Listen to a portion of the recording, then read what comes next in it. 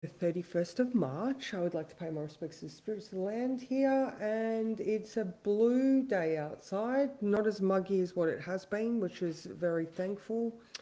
Oh my God, what is this doing? Okay. Okay, I tried to be tricky today and open my browser with Safari, thinking that maybe it might show when I have views and comments, but no, it said no, don't support your camera. So I had to come back to Google Chrome. So let's just hope that. Oh my God, probably not the right day for me to be clicking buttons and playing with things, but here we are. All right, so one big thing that we have to talk about right now is Neptune is now in Aries.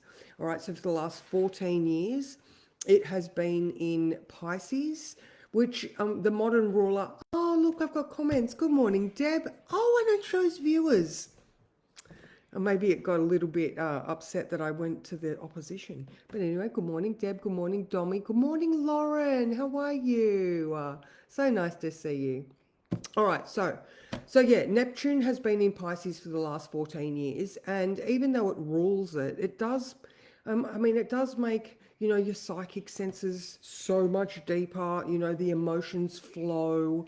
It is religion. It is addiction. It's the hospital system, institutions. Good morning, Kath. It's a whole lot of stuff. Neptune makes things deceitful and foggy but also super spiritual. All right. So now Neptune has moved into Aries. So now Neptune's willing to fight rather than go with the flow when it comes to those belief systems. So Neptune's beliefs, all right? So, I think maybe, it's only there for a couple of months and then it retrogrades back into Pisces before next year goes in there for good. But I just wonder how much things are going to escalate now because Neptune is a sign ruled by Mars. All right, so we've got those Knights Templar. Okay. Thanks, Heather. I could hear you then. Good morning, Elizabeth. So yes, and yeah. Anyway, I feel like those that are connected will definitely feel the shift. All right, so I'll leave that one there because I'll be talking about it a lot. All right, now today the moon is in Taurus. It has moved into Taurus at 7:15 this morning. So that's nice, being ruled by Venus in Pisces. So it is quite chill. We want to get comfortable. We just want to, I don't know, there's a sense of beauty. Maybe we're going to enjoy our food more. Maybe you might put a little bit more effort into your presentation today. Maybe you'll go for more flowy clothes rather than, anyway, can't think of anything else. Put a little bit more makeup on today. I don't know. Anyway, all right. So the moon does square Pluto at 1 o'clock. Hello, Abby. How are you? So nice to see you. Yeah, so there might be some sort of trigger events around 1 p.m. But as soon as that trigger, like as soon as that square to Pluto starts, it moves straight into a conjunction to Hygeia, or the conjunction starts. So it's sort of like trigger event, and then Hygeia comes into play and reminds you that your mental health and well-being is something that you control. I heard something yesterday, and they were saying that you cannot have a panic attack if you're doing box breathing. So all those vagal nerve theories. Your oh my God, brain. Oh, can't remember. It's the your inner support system. Anyway, you get the gist. If you get triggered around lunchtime, just do something that's going to bring you back down or put you back into your body if you're out of your head. So I'm getting dressed with loose trousers. Oh, yeah, there you go. Get comfy. That's perfect, Lauren. Get comfy. All right, so I'll read the words because this whole week is going to be quite challenging, but it's a good challenge. All right, so there's something called a mini grand trine. So, all right, so Uranus is in Taurus. push. This is the focal point. It is challenging you to get uncomfortable so that you can change.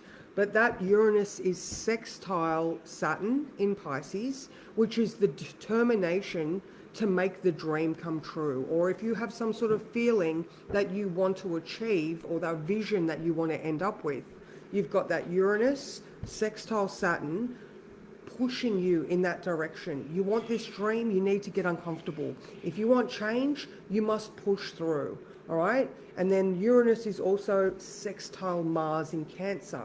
Now, all of the lessons that we've been learning since last year, with Mars challenging his subliminal conditioning, or his, that family of origin, our automatic patterns and conditioning. All right? So Uranus challenging you to get uncomfortable because you are breaking the habits and traditions of the past. All right.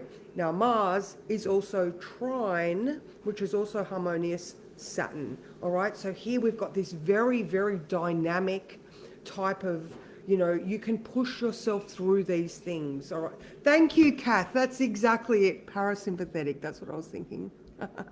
Trigger your parasympathetics. All right. So all this week, that this mini grand trine is just growing in strength. Okay. So this week is going to force you to reevaluate what it is you are willing to fight for. That's in addition to the Neptune now in Aries. What are you willing, and what do you believe in that is worth fighting for? All right. So maybe some truths will come to the surface that trigger a cascade effect, and the house of cards that you have built around you will start falling down. But were those foundations of that house of cards solid in the first place? All right, so now we get to look deep into our subconscious. There's the Saturn stuff, to find out what our foundations were and what they were built upon. All right, so are they just the old ancestral traditions and habits of the past, the things that you grew up with that you no longer want?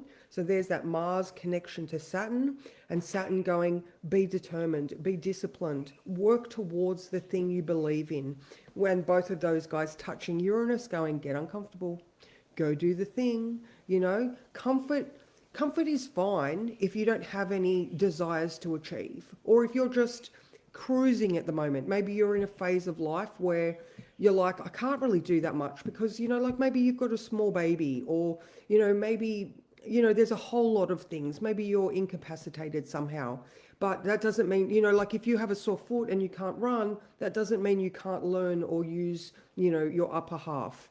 Like there's always, don't let one thing be the thing that stops you from growth and change and achieving. All right. So because it is all here, nobody can stop you thinking, these good thoughts that are going to self-perpetuate change in a positive way. Okay. So yes. What else is there?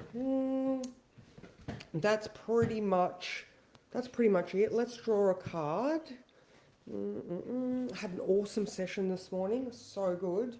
Like I have to adapt at the moment as well. Maybe that's why I said I like sore foot. I've got an issue with my Achilles, and I just have to adapt. I'm not going to stop. I'm not going to not go. I'm not going to go do the things, but I won't do all the things because I know my limits. All right. And when you know what the limiting factors are, there's always a workaround. So like maybe you've got a sore shoulder, you can still walk. There's always other things that you can do, unless you're completely laid up in bed, and then you can listen to audiobooks. All right, let's see what card we're going to get today.